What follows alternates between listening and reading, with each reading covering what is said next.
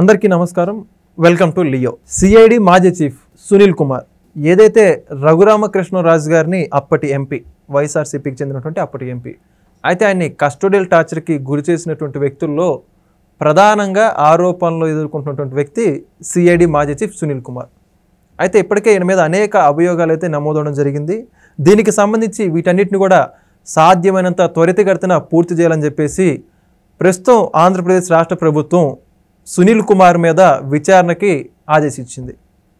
అయితే ఈ యొక్క సునీల్ కుమార్ గారి పర్యవంతం కావచ్చు, త్రిపులర్ గారి కేసు ఏ విధంగా ముందుకెళ్తుంది, ఇవన్నీ కూడా తెలుసుకునే ప్రయత్నం చేద్దాం. మనతో ఉన్నారు తెలుగుదేశం పార్టీ రాష్ట్ర అధికార ప్రతినిధి సూర్యదేవర్లత గారు. మేడం నమస్కారం అండి. నమస్తే. సునీల్ కుమార్ పివి ఈయన గతంలో వైఎస్ఆర్సీపీ ప్రభుత్వానికి సంబంధించి, అంటే అప్పటి ప్రభుత్వంలో సిఐడి చీఫ్గా పనిచేశారండి. అయితే ఈయన మీద అనేక రకమైనటువంటి ఆరోపణలు ఉన్నాయి. ప్రధానంగా చూసుకుంటే త్రిపులర్ రఘురామకృష్ణరాజు గారిని కస్టోడియల్ టార్చర్ గురి చేసినటువంటి వ్యక్తుల్లో ఈయన కూడా ఒక వ్యక్తి అని చెప్పేసి త్రిపులర్ గారు ఈయన మీద కేసు నమోదు చేయడం జరిగింది. అయితే ఇప్పుడు ఆ కేసుకు సంబంధించి ఆంధ్రప్రదేశ్ రాష్ట్ర ప్రభుత్వం విచారణకు ఆదేశించింది. ఈ మొత్తం కేసుకు సంబంధించి మీరే ఉంటారు అంటే రఘురామకృష్ణరాజు గారు జగన్మోహన్ రెడ్డి గారు చేసే అరాచకాలన్నీ ఎండగడతా వచ్చారు. సో ఆయన మాట్లాడుతూ ఉండే మాటల్ని ఈయన డైజెషన్ చేసుకోలేకపోయాడు. సరే, ఆయన చాలా వరకు ఆయన ఎప్పుడు కూడా ఒక ఎంపీగా గెలిచిన వ్యక్తిని ఆయన పార్లమెంటరీ పరిధికి కూడా రానివ్వకుండా, అడుగు పెట్టనివ్వకుండా ఆయన్ని ఇబ్బంది పెట్టడం. సో ఆయన ఎప్పటికీ ఢిల్లీకే పరిమితం అయిపోవటం, లేకుంటే హైదరాబాద్ వచ్చి హైదరాబాద్లో పరిమితం అవ్వటం, వచ్చి వెళ్ళటం అట్లా ఉండేది. సరే, ఆయన చాలాసార్లు, ఎందుకంటే ఆయనకు కూడా ఇంటిమేషన్ ఉండొచ్చు, త్రిపులర్ గారికి కూడా ఆయన్ని అరెస్ట్ చేస్తారనే కానివ్వండి, ఏపీ వెళ్తేనే కానివ్వండి, అక్కడ కూడా కొట్టించటమో కానివ్వండి, ఇలాంటివి చేస్తారనేది ఐడియా ఉంది. అందుకనే ఆయన్ని రానివ్వకుండా అక్కడ ఇబ్బంది పెడతా కానీ ఆంధ్రప్రదేశ్కి అదే రకంగా ఇబ్బంది పెట్టారు. సరే, అది తర్వాత ఆయన తెలంగాణలో ఉంటే, తెలంగాణలో ఆ రోజున ఉన్న గవర్నమెంట్ ఎలా ఉండేదంటే, బీఆర్ఎస్ గవర్నమెంట్, కేసీఆర్ గారు ఏది జగన్మోహన్ రెడ్డి ఆదేశిస్తే అది తెలంగాణలో పొందుపరిచేవాళ్ళు. సో ఆ ఒక ఉద్దేశంతోనే ఆయనకి తెలంగాణ గవర్నమెంట్లో ఏదైనా ఆయనకి జగన్మోహన్ రెడ్డి నేనేమనుకుంటే అది చేయగలను తెలంగాణలో ఆయన అనే ఒక ఉద్దేశంతోనే ఆ రోజున త్రిపులర్ గారిని అరెస్ట్ చేయటం విధానం కూడా, ఆంధ్ర నుంచి వచ్చి తెలంగాణ కూడా వచ్చి ఆయన తీసుకెళ్ళిన తర్వాత కూడా ఆయన ఏ రకంగా ఇబ్బంది పెట్టారు.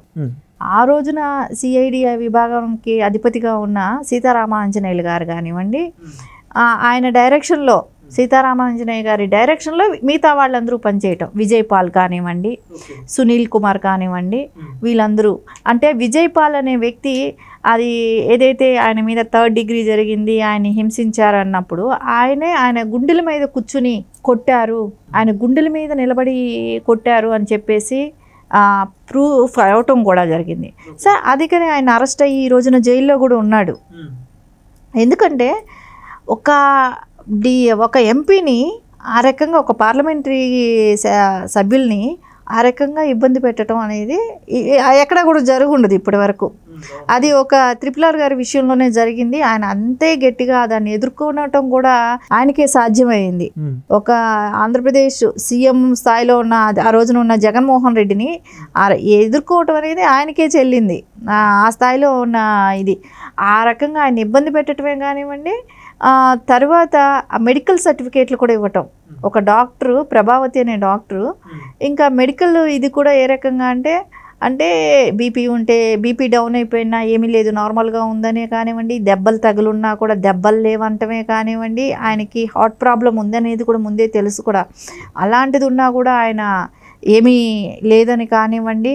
అది కూడా కాకుండా ఇప్పుడు వాళ్ళు గుండెల మీద పడి కొట్టారు అని అంటే కూడా ఆయనకి ఆల్రెడీ సర్జరీ చేసుకుని ఉన్న వ్యక్తి.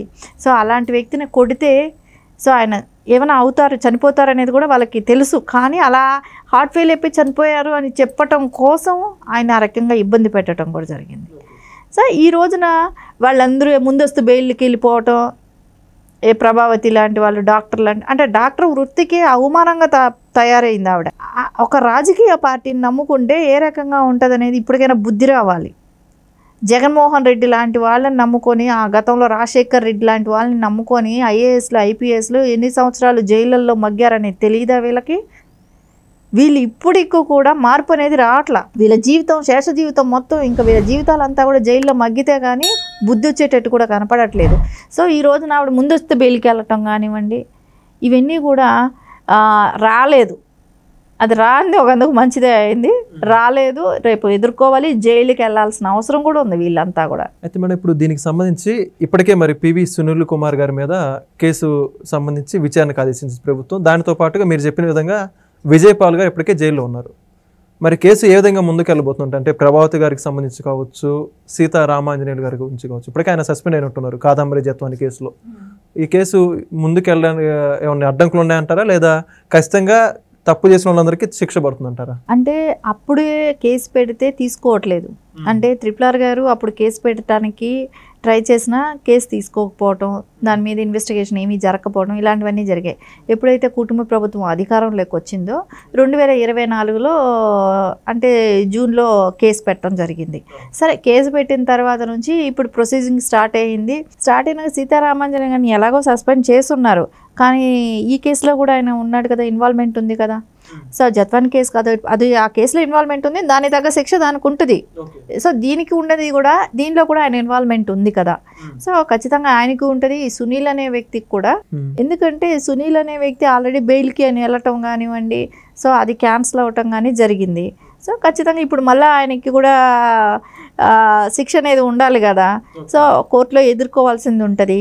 వాళ్ళు చేసిన తప్పులన్నీ కూడా ఎదుర్కోవాల్సి వచ్చింది. వీళ్ళందరూ ఐఏఎస్లు ఐపీఎస్లుగా ఉన్న వాళ్ళందరూ కూడా ఎందుకు ఈ రకంగా చేస్తున్నారు అంటే, ఒక జగన్మోహన్ రెడ్డి ఏదైతే చెప్తే దాన్ని గుడ్డిగా ఫాలో అయిపోయారా అంటే, వీళ్ళకి ఉద్యోగం అంటే లెక్కలేదు.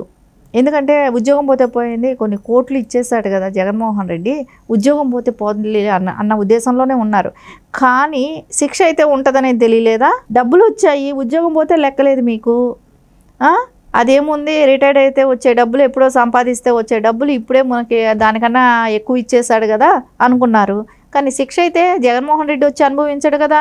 ఆయన మాటిని మీరు చేశారు, మీరేగా అనుభవించాలి. సో రేపొద్దున వీళ్ళకి ఇచ్చే ట్రీట్మెంట్ని బట్టి రేపొద్దున వీళ్ళు ఏమైనా మా వెనకాల మా మీద ఒత్తిడి జగన్మోహన్ రెడ్డి ఉన్నాడని సీతారామాంజనేయులు లాంటి వాళ్ళు చెప్తే అప్పుడు జగన్మోహన్ రెడ్డికి కూడా చుట్టుకుంటుంది ఇది. సజ్జల గారు ఉన్నారు, వీళ్ళందరూ ఎవరెవరైతే ఆ రోజున చెప్పారు చేయించారో ఇంత వీళ్ళే కాదు కదా, వీళ్ళ వెనకాల ఇప్పుడు సీతారాం గారి వెనకాల వీళ్ళందరూ కూడా ఉన్నారు కదా వెనకాల. ఇంకా దాని వెనకాల మినిస్టర్స్ ఎవరున్నారు ఆ రోజున, ఇవన్నీ కూడా తెలుస్తుంది. ఎందుకంటే ఆయన పక్కాగా ఆ రోజున ఆర్మీ హాస్పిటల్లోకి వెళ్ళటం, సో ఆ రకంగా వాళ్ళు డైరెక్షన్స్ తెచ్చుకొని ఆర్మీ హాస్పిటల్కి వెళ్ళి జాయిన్ అయితే అక్కడిచ్చిన పక్కా రిపోర్ట్స్ ఉన్నాయి, ఆ ఆధారాలు ఉన్నాయి. సో దానిలో ఖచ్చితంగా ఆ రోజున ఉన్న గవర్నమెంట్, స్టేట్ గవర్నమెంట్ ఉన్న టైంలో వాళ్ళు చేసిన అరాచకం ఏంటనేది పక్కా ఆధారాలతో సహా, ఎవిడెన్స్తో సహా బయటపడుతుంది. సో ఖచ్చితంగా వీళ్ళందరికీ శిక్ష పడే అవకాశం అయితే ఉంది. ఓకే, అంటే ఇక్కడ ఇంకోటి చెప్పుకోవాల్సింది ఏంటంటే RRR గారిని గడిచిన 5 సంవత్సరాలు వైకాపా ప్రభుత్వంలో రాష్ట్రంలో అడుగు పెట్టకుండా చేశారు. అంటే సొంత నియోజకవర్గానికి వెళ్ళలేదు, సొంత గ్రామానికి వెళ్ళినటువంటి పరిస్థితి లేదు. ఈ యొక్క కేసుకు సంబంధించి కూడా ఆయన పలుమార్లు హెచ్చరించారు, ఏ ఒక్కరిని వదిలిపెట్టను, ఖచ్చితంగా తిరిగి రిటర్న్ గిఫ్ట్ ఇస్తానని చెప్పారు. వాళ్ళు ఊహించారంటారా? అంటే RRR గారు ఇలా గవర్నమెంట్ వస్తుంది, ఆయన ఇలా పదవిలోకి వస్తారు, ఈ విధంగా జరుగుతుంది, వాళ్ళు ఊహించలేదంటారా? కానీ వాళ్ళు అనుకున్నారు భయపెట్టి వదిలేసాం కదా ఇంకా మన జోలికి రాడని అనుకున్నారు. వాళ్ళు ఉద్దేశం అంటే ఆయన ఆర్మీ హాస్పిటల్కి ఎప్పుడైతే అయిపోయాడో ఆయన సేఫ్ అయిపోయినట్టే ఆ రోజున కూడా. సో సేఫ్ అయిపోయారు. కానీ ఆయన వెంటనే మళ్ళా ప్రెస్ మీట్లు పెట్టాడు, మళ్ళా వాళ్ళ గురించి మాట్లాడాడు, మళ్ళా వాళ్ళ గురించి ఇవాళ చేసే దుర్మార్గాలే కానివ్వండి, జగన్మోహన్ రెడ్డిని ప్రతి ఇంచి తప్పులు పడుతూ మాట్లాడుతూనే ఉన్నాడు. సో వాళ్ళకి ఎప్పటికైనా వాళ్ళకి టెన్షన్ ఉండింది. ఎందుకంటే అధికారం కోల్పోతే మన పరిస్థితి మళ్ళా బస్టాండ్ అనేది వాళ్ళకు తెలిసింది. తెలిసినా కానీ అది ప్రజల చేతుల్లో ఉంది. అధికారం వచ్చేది కోల్పోయేది ఇలాంటివన్నీ ఎవరి చేతిలో ఉంటాయి? వాళ్ళ చేతుల్లో కాదు కదా, ప్రజల తీర్పు ఇది. సో ప్రజలు అందుకనే కదా ఆయనకి సంబంధం లేని నియోజకవర్గం ఆయనకి ఇచ్చినా కూడా సో ఆయన్ని భారీ మెజార్టీతో గెలిపించారు కదా. సో ఆయన అక్కడ గెలిచారు కదా. సో గెలిచినప్పుడు ఆయన కోసం ఆయన ఫైట్ చేసుకుంటాడు. ఎందుకంటే ఆయనకి జరిగిన అన్యాయం ఏంటి అనేది ఆయనకి తెలుసు. సో ఆయన ఫైట్ చేయాల్సిన అవసరం ఉంది. సో ఖచ్చితంగా ఫైట్ చేస్తాడు. ఆయన అయితే మటుకు వీళ్ళంతా చూసే వరకు అయితే వదిలిపెట్టడు RRR గారు. ఎందుకంటే ఆయన అధికారం ఉన్నప్పుడే ఆయన ఏమీ చేయలేకపోయారు, అధికారం ఇప్పుడు లేదు, ఏం చేయలేదు. దీని వెనకాల ఎవరెవరు ఉన్నారు అనేది అయితే ఆయన క్షుణ్ణంగా మొత్తం బయట లాగుతాడు. వాళ్ళందరికీ అయితే శిక్ష పడేటట్టే మటుకే RRR గారు చేస్తారని అనిపిస్తుంది. Okay, thank you madam. Please subscribe to Leo News for more videos.